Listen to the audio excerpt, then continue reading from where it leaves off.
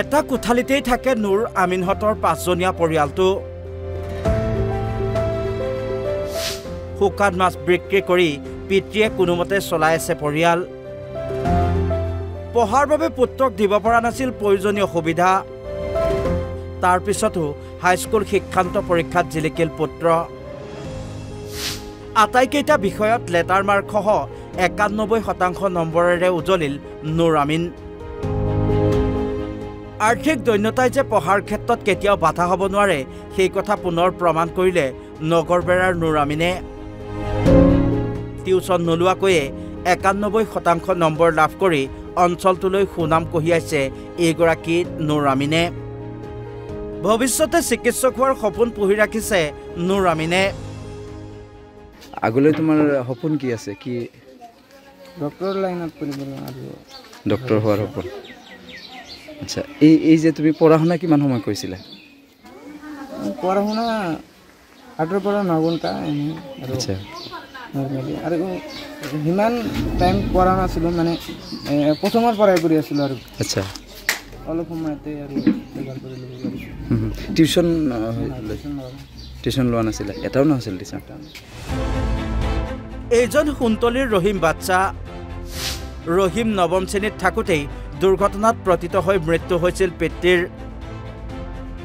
তাৰ পিছতেই ঘৰৰ সম্পূৰ্ণ দায়িত্ব পালন কৰিছিল একমাত্ৰ সন্তান ৰহিম বাচ্চাহে গোটেই দিন পথাৰত কাম কৰি নিশা অধ্যয়ন কৰিছিল আৰু সেই টকাৰে ঘৰৰ খৰচৰ লগতে পঢ়াৰ খৰচো উলিয়াইছিল ৰহিম বাচ্চাহে আনকি পৰীক্ষাৰ আগদিনাও পথাৰত ব্যস্ত থাকিবলগীয়া হৈছিল ৰহিম কিন্তু দৰিদ্ৰতাই হেঙাৰ হ'ব নোৱাৰিলে সদ্যঘোষিত হাইস্কুল শিক্ষান্ত পৰীক্ষাত 4টা বিষয়ত লেটাৰ মাৰ্কসহ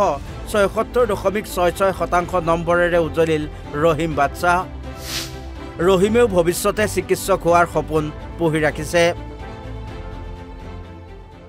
মই সায়েন্সত পঢ়ি ডাক্তৰ হ'ব বিচাৰিছোঁ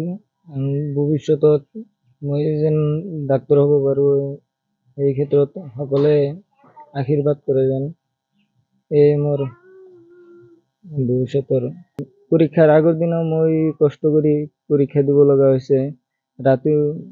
বহুত ভাগৰ লাগিছে তথাপিও মই পৰীক্ষা দিবলৈ গৈছিলোঁ মই যোৱাকালি HSLC পৰীক্ষাত ষ্টাৰ মাৰ্ক পাবলৈ সক্ষম হৈছোঁ আৰু মোৰ পঢ়িবলৈ যিমান সক্ষম হৈছে সিমানেই পঢ়িছোঁ কাৰণ মোৰ সৰুৰ পৰা মই কষ্ট কৰি পঢ়ি আছোঁ আৰু 9 বছৰ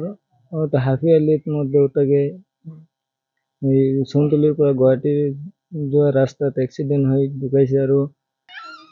মোৰ যিমানে তেওঁৰ মৃত্যুৰ পৰাই মোৰ সংসাৰৰ বাৰটো মোৰ ওপৰত পৰিছে আৰু সমস্ত খেতি পথাৰত কাম কৰি মই কৰিব লগা হৈছিলোঁ মোৰ পঢ়াত মোৰ মাকে যথেষ্ট সহায় কৰিছে আৰু মোৰ বিদ্যালয়ৰ শিক্ষক শিক্ষয়িত্ৰীয়ে যথেষ্ট পৰিশ্ৰম কৰিছে আৰু তেখেতৰ কাৰণে মই আজি এই ফলত উত্তীৰ্ণ হ'ব পাৰিছোঁ নগৰবেৰাৰ পৰা বিল্লাল হুছেইন আৰু সুন্তলীৰ পৰা নয়ন আলীৰ ৰিপৰ্ট অসম লাইভ 24